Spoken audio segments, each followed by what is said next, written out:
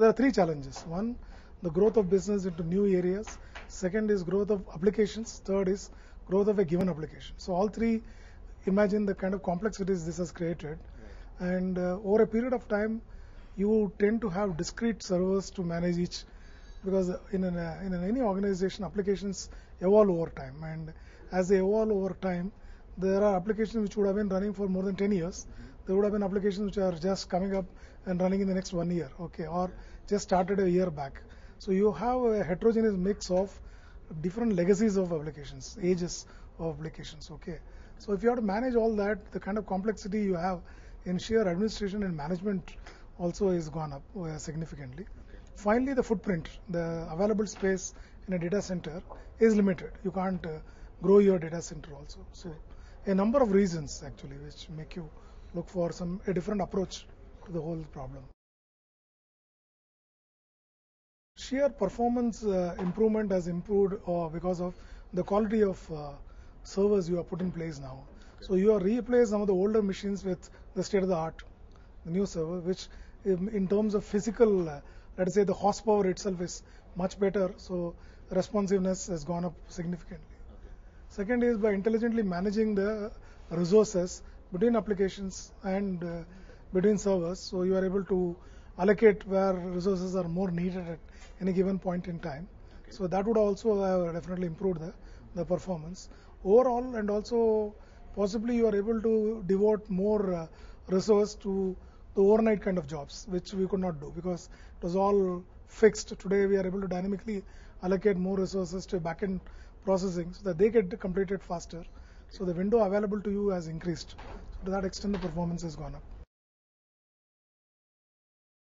Virtualization is nothing but centralization of resources. So when you are talking about disaster recovery, earlier what you used to do is that for each application you have to plan a disaster recovery. So now what you are trying to do is you are trying to centralize them into one environment. Like you have a test, development, production environment. You will have a disaster environment where you are able to look at continuity as a holistic issue and apply all these techniques into storing and retrieving the backup information actually. Legacy applications require a little more planning because for one thing, the legacy applications may not have been optimized.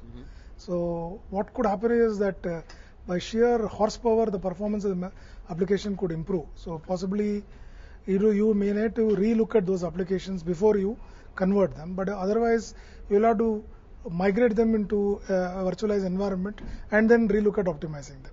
So you need to relook at the application level of these legacy applications also to see what other improvements you can make in them actually. Security, according to me, is a holistic kind of solution for the entire environment, which is the data integrity and information availability integrity, security, with which virtualization is the physical part of it. So you look at it holistically, and then considering that you have got virtualization, what else you need to take into account when you are doing this is what. But per se, virtualization doesn't impose much on security actually.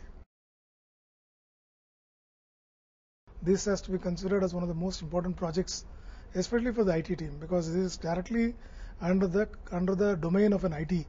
No business is going to be involved in this. So you need to do a careful amount of analysis, study, come out with really find out upfront what are you in for in terms of power consumption, in terms of investment, in terms of management. The more knowledge you are able to acquire before you get into the investment, the better it is actually.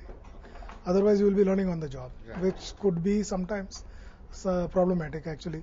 So it is a project which has to be done very carefully after a lot of planning and a lot of education and learning from both from the vendors, from the technologies, and also from other companies. The ROI of virtualization, it is very difficult to justify upfront because it is many things which you are talking when you are going for virtualization are potential.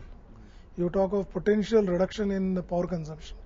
But is it going to be reality? Because two things are happening simultaneously. We are in a real world where there is a dynamic growth in the data and applications. So what you are projecting today, by the time you implement, may not be reality actually. Right. But a second thing is physical environment in terms of reducing the footprint of your servers. You are going to save potentially some amount of manpower by reducing the requirement of management of these servers. But it's all potential. So a lot of justification is potential.